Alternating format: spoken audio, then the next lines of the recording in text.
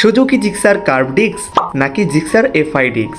অনেকেই এফআই শুনেই কিনে ফেলেন, কিন্তু সত্যিটা জানলে সিদ্ধান্ত বদলে যেতে পারে। আজকের ভিডিওটি শেষ পর্যন্ত দেখুন, কারণ শেষেই বলবো কেন আমি এখনো কার্ভ ডিস্কই বেশি সাজেস্ট করি। আসসালামু আলাইকুম এভরিওয়ান, কি অবস্থা সবার? আশা করি সবাই ভালো আছেন। আজকের ভিডিওতে আমরা তুলনা করব সুজুকি জিক্সার কার্ভ ডিস্ক এবং সুজুকি জিক্সার এফআই ডিস্ক। অনেকেই এই দুটি বাইকের মধ্যে কোনটি কিনবেন বুঝতে পারেন না, তাই আজ খুব সহজ ভাষায় মূল পার্থক্যগুলো তুলে ধরবো।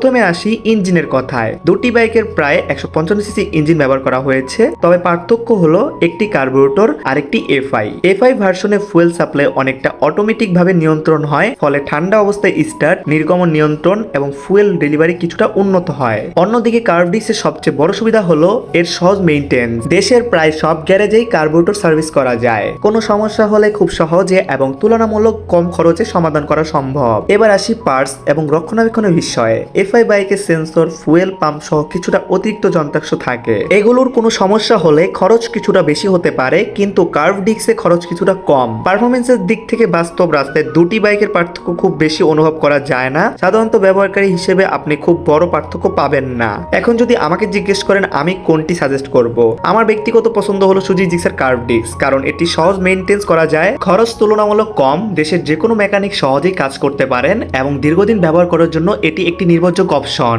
তবে যদি আপনি নতুন প্রযুক্তি, কিছুটা আধুনিক ফুয়েল সিস্টেম এবং নির্গমন নিয়ন্ত্রণ বেশি গুরুত্ব চান, তাহলে অবশ্যই এফআই ডিস্ক আপনার জন্য ভালো হতে পারে।